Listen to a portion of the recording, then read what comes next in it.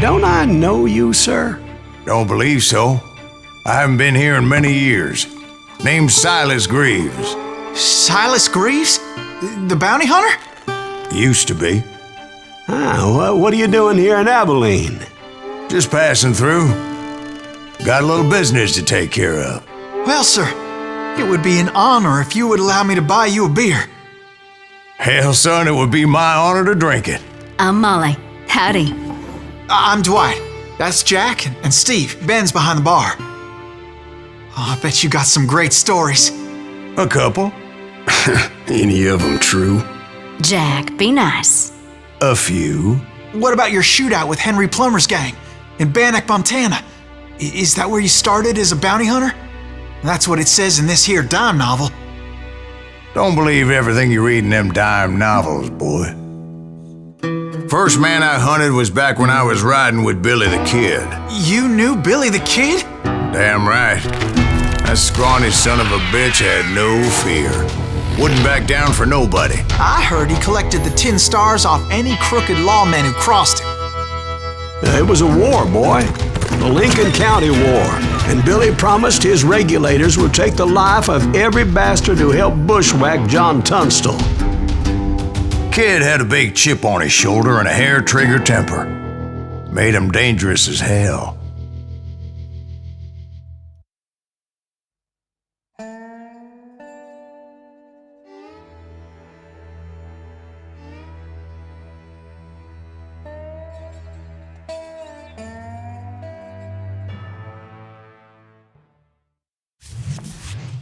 It was about 30 years ago.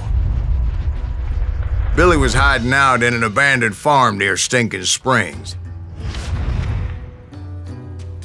I threw in with the kid because the man I had sworn vengeance on was riding with Billy's enemies. But before I tell you why I want that sumbitch dead, let me tell you what happened that day. I was heading back to the hideout when suddenly I had this funny feeling. Funny, ha-ha? No, Steve. The other kind of funny.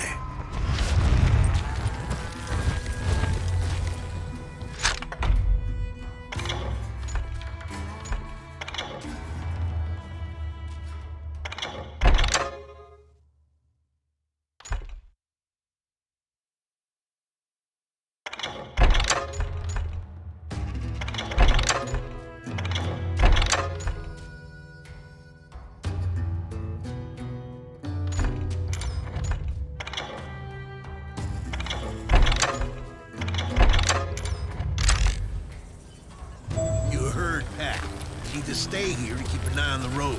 That's not fair. We're missing all the fun. I knew those two morons would never let me through. I had no choice.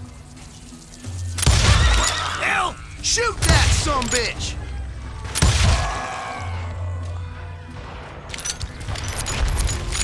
Was it Pat Garrett's posse? Oh yeah. I heard the shots and I knew I had to move fast. Garrett and his army of deputies had surrounded the entire homestead. I decided to help Billy and the boys out a bit. So that's just what I did.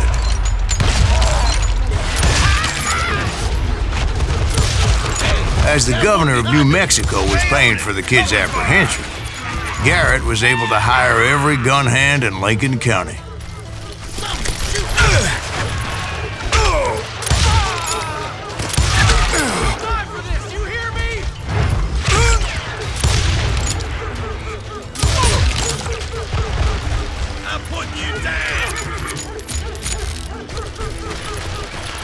I knew that going through that front door meant putting my butt in a shooting gallery, so I decided to get sneaky.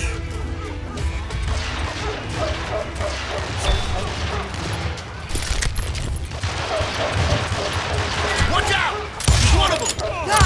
He's right behind us! Garrett's men were running around like a bunch of chickens with their heads cut off. Still, one of them reached the water tower. Not a bad idea. It would be a turkey shoot from up there. I'll put you down! Luckily, these shooters Garrett hired weren't the sharpest tools in the shed. A lot of them were saddle tramps or sod busters or drunken drifters looking to make a few bucks.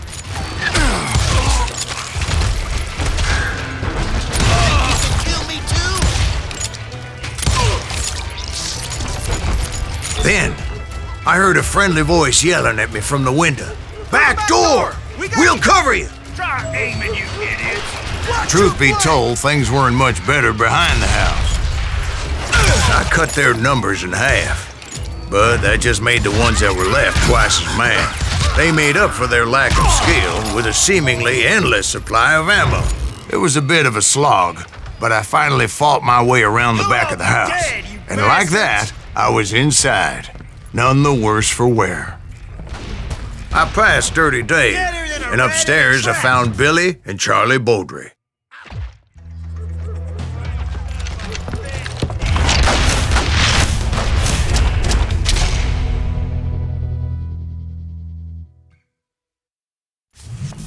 Billy looked at me and said, "About time, amigo! Grab a gun and get to the window." Wait, so you were friends with Billy the Kid? Yeah, sort of. Anyway, we were surrounded by dozens of deputized shooters who wanted to do us harm.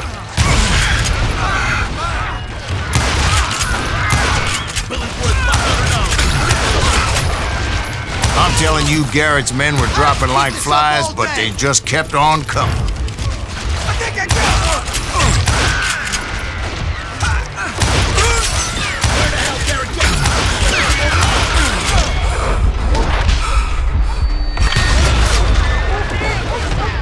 That's when Charlie got hit.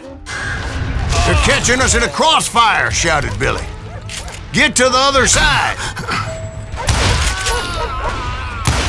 Shoot that bastard!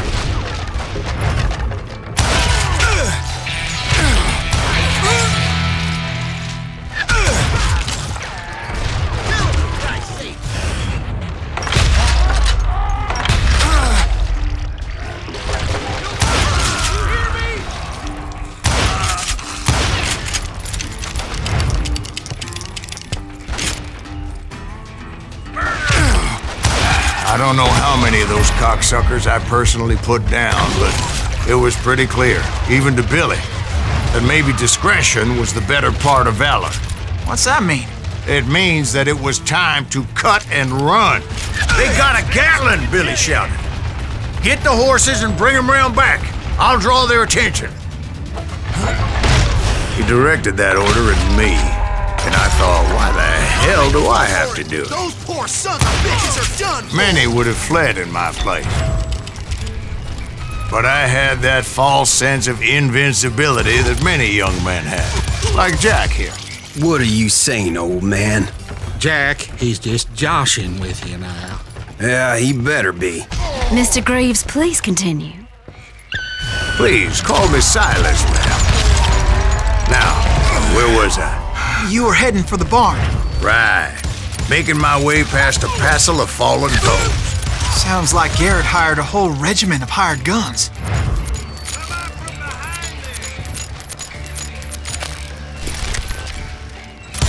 Yeah, and just when I thought I was done with them, more of these hapless bastards would pop up. Finally, I had the stables within my reach.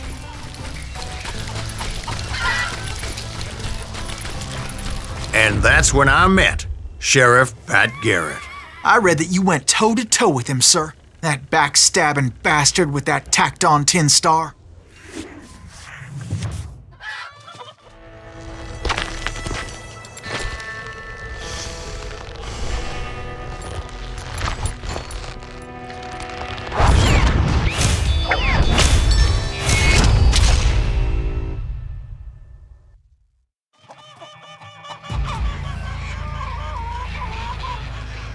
You challenged him to a showdown. You read that in a dime novel? It said he showed no fear as he took your measure with eyes like a rattlesnake.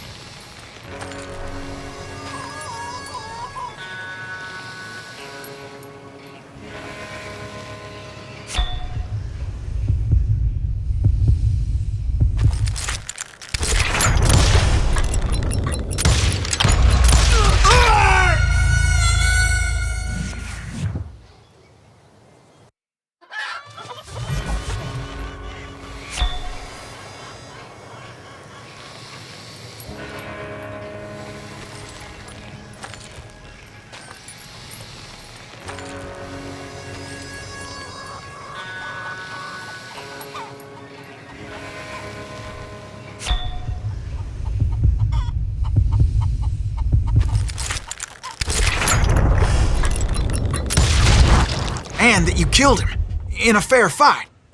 Is that what that Penny Dreadful says? No, boy. That ain't what I meant when I said I met Pat Garrett. So let me start again. I finally reached those damn stables.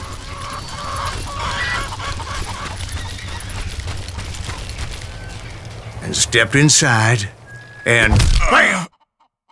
Last thing I heard was Garrett's voice. That's not Billy. And go on, how did it end? And, boy, that was just the beginning.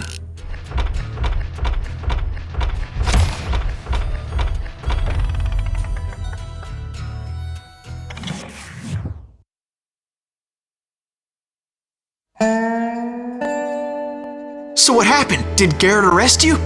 Yeah, after I came to, the bastard had clocked me with his Colt.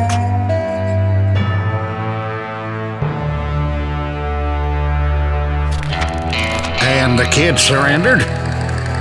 When he realized there was no getting out of there alive. So they locked you up in Lincoln? Indeed they did. Sentenced me to hang right along with the kid.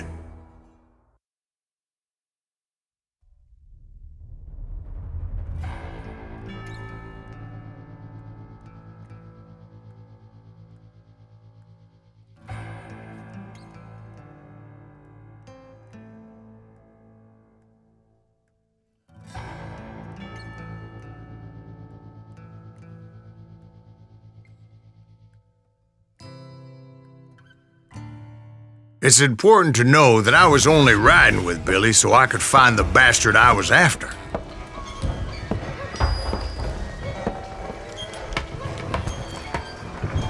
He was with John Kinney's gang, and they were sworn enemies of Billy's regulators.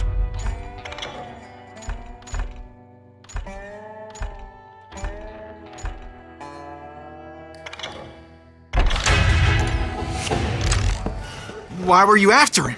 I owed that son of a bitch a bullet for what he had done to me and mine. Instead, all I got for myself was a goddamn death sentence. Luckily, it was right around then that I heard Billy make his move. He shot Jim Bell and a few other guards as he made his getaway. Later, they wrote that some lady friend planted a pistol for him in the privy. What the papers didn't say is that Billy helped me escape too.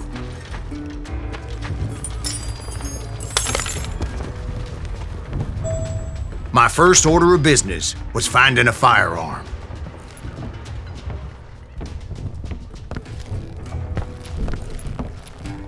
Luckily, I located Deputy Bob Ollinger's mean-ass shotgun.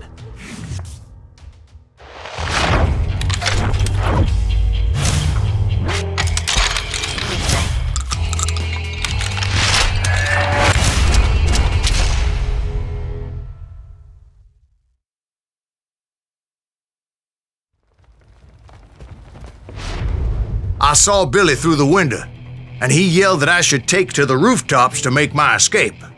So I did. Anybody see Billy? Hell yeah. That scatter gun was like a double-barreled howitzer. It could blow a man clear off his feet. You hardly had to aim the damn thing.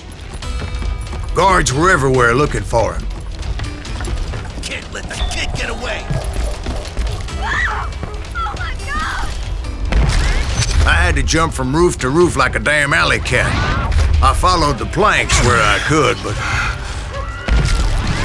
some of that wood was slippery as hell. The whole town was up in arms. And suddenly, I was a fugitive. How the hell did the kid escape? Garrett's gonna kick our ass! Can't have gotten far! So that bastard you were after, what did he do?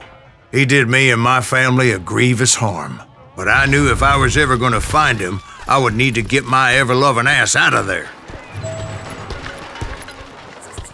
I tried to be stealthy and sneak my way past. This town doesn't have a moment's peace.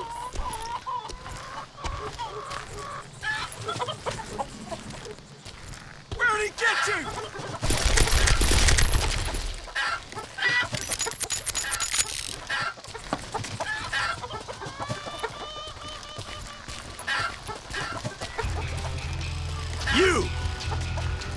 But hell if they weren't all waiting for me. Apparently, some of them thought I was Billy. You hooligans can go to hell.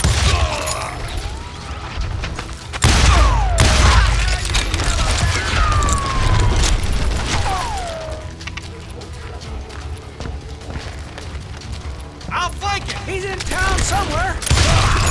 See, me and the kid shared a certain similarity in build and coloring. I was just glad I had Deputy Bob's mean-ass shotgun. There's children here. We're gonna be in shit when I get So much lead was whizzing by my head, it was like everyone in Lincoln wanted to put me in the ground. I knew I needed to find a horse. Though I never did have a great fondness for those four-legged grass eaters. Smelly, sweaty, ungrateful beasts.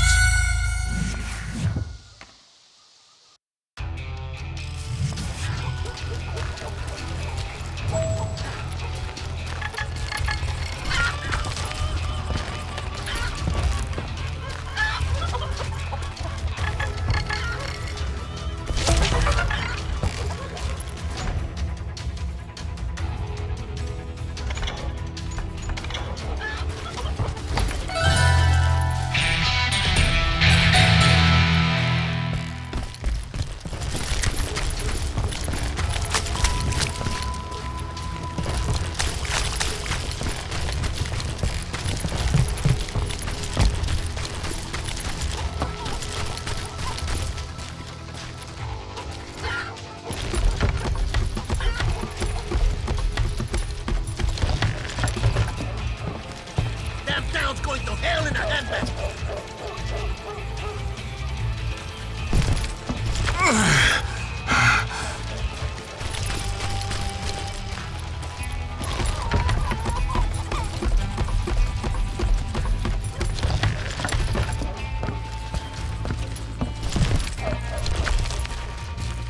But where was the kid while you were busy getting shot at? Gone. And that's when it occurred to me why Billy set me free. Respect for decency? So I could be a hapless decoy and draw attention while he snuck out of town. Death is too good for him.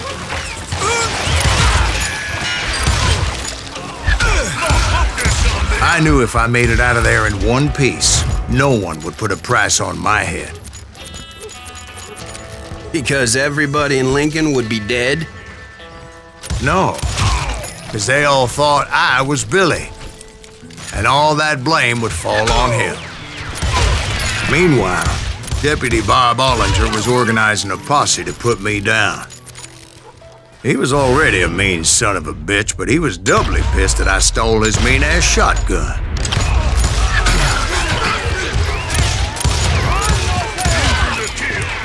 How the hell did he get away?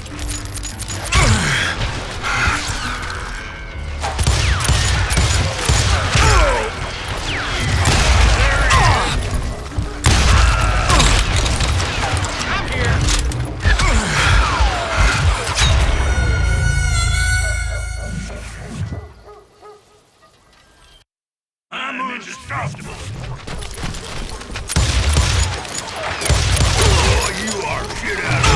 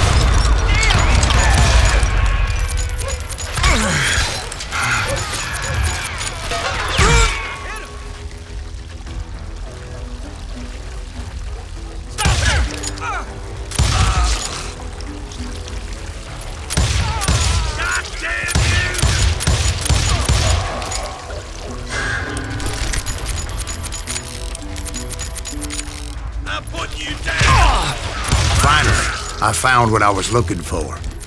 The stables on the edge of town. I guess Billy saved your ass, taking out Bob Ollinger the way he did. Billy didn't kill Bob.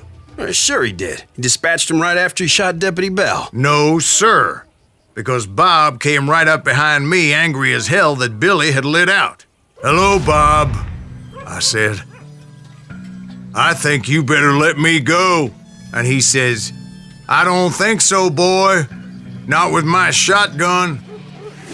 So we stood there in the middle of the street, eyeball to eyeball. He intended to kill me, and I knew I had no choice but to defend myself.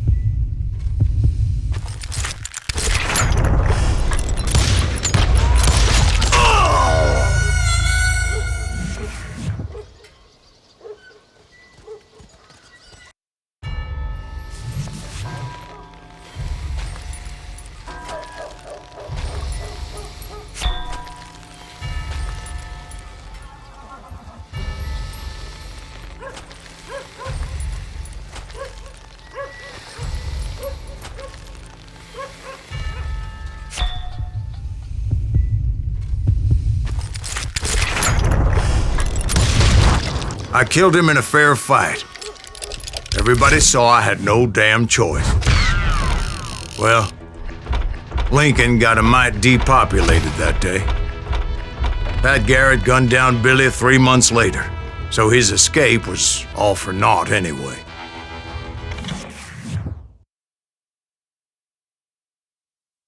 So where'd you go after Lincoln? Mexico. Until I realized nobody was looking for me. I ended up taking a job at the Rurales. The Mexican Rurales? I was hired to help them track down the cowboys. The most vicious outlaw gang in Cochise County? Curly Bill Brocious? Johnny Ringo? Led by old man Clanton himself. They must have paid you a pretty penny to take them hombres on. Not really. But truth be told, I had my own reasons for going after those boys.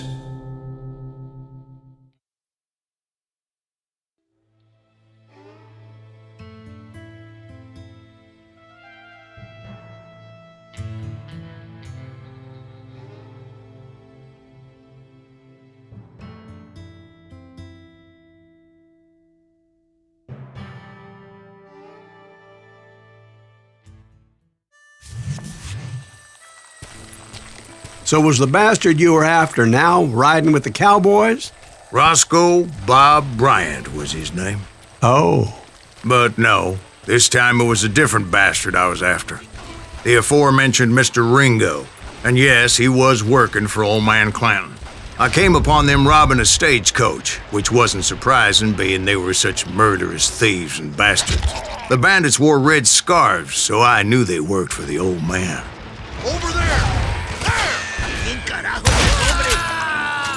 I did my best to help those poor passengers.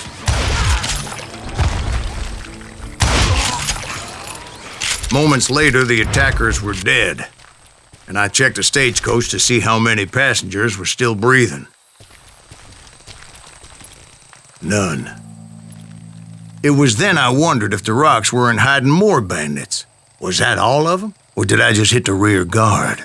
I quickly got my answer. They attacked from on high like Apaches often did. they would appear in great numbers from above and rain down lead on their hapless enemies' heads, making use of the high ground and whatever else they had. Yep, the Apaches always appeared out of nowhere, and there never seemed to be an end to them. Hold on. Were you attacked by Apaches?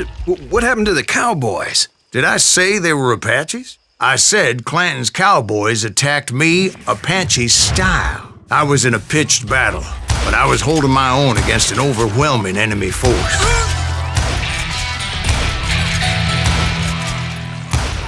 See, at the time, I was still pretty green and would often blunder into regrettable situations. But I just kept shooting at anything I could see up in those damn rocks. I didn't see Ringo, but I knew he was with the cowboys. He and Roscoe Bob had done me a dreadful wrong, and I was determined to have my revenge. But to get to Ringo, I knew I'd have to fight my way past these other assholes first.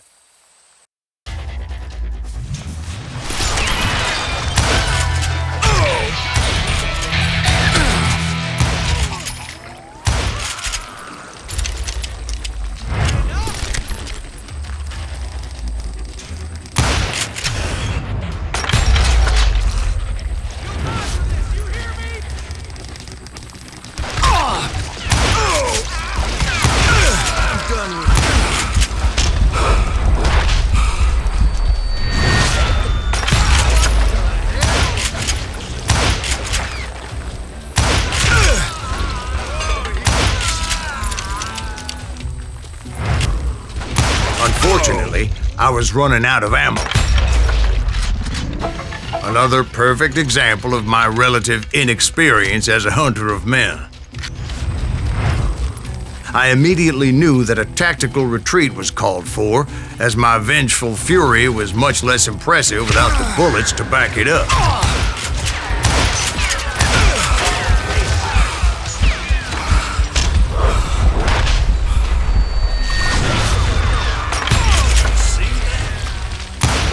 Finally, they managed to corner me. Trapped as I was, the odds of my survival seemed pretty slim.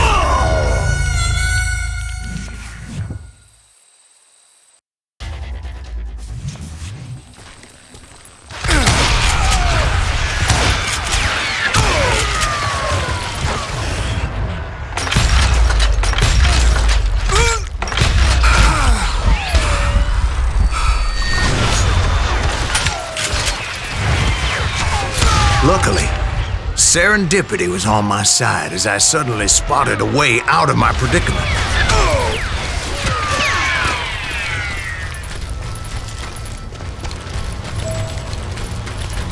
I ran ahead as if the devil himself was after me. Bullets were whizzing by my ears, but I wasn't about to roll over and die. I just kept running like there was no tomorrow. Because there wouldn't be if Clanton and his men caught up with me. As I was scurrying around those caves, I thought, what was I thinking, going up against a gang like this?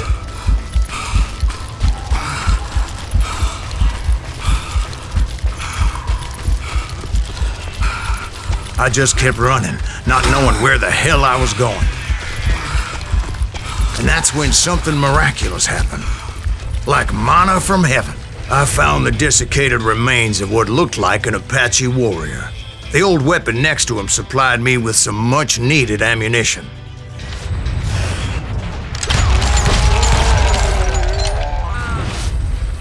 Bat Masterson once told me it was more important to be lucky than good, and he would know.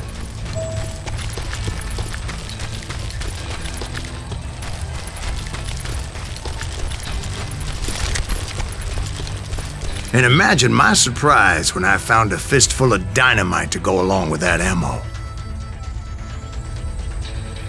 That stroke of good fortune evened the odds and bolstered my confidence. It was time to turn the tables. Time for the prey to become the predator. Time for the hunted to become the hunter. Time... All right, Jesus, we get it. They were right where you wanted them. That's right, Jack.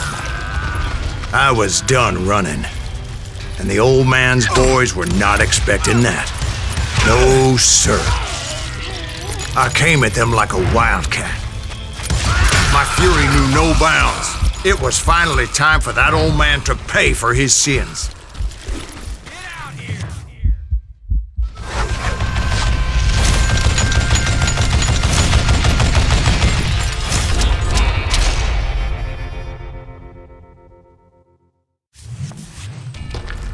I yelled out at the top of my lungs, "Clanton, I'm coming for you!" A little stealth might have made more sense, to be perfectly honest. Because that old fool had a Gatling gun and enough bullets to last him till kingdom come. But I knew I could not let that deter me. Not if I was to find and kill Ringo. I needed to get that old man off that gun. I don't know how you lived this long.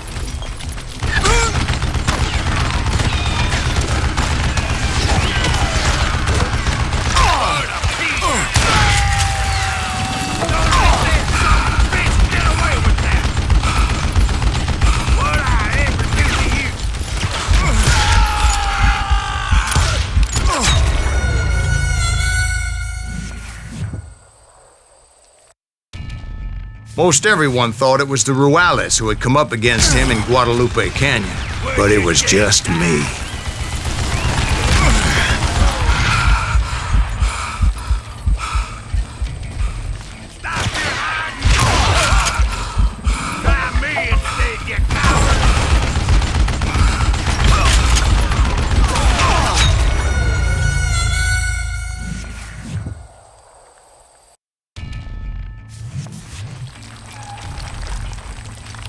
Need a just pass to pick you up. Just kill it, right?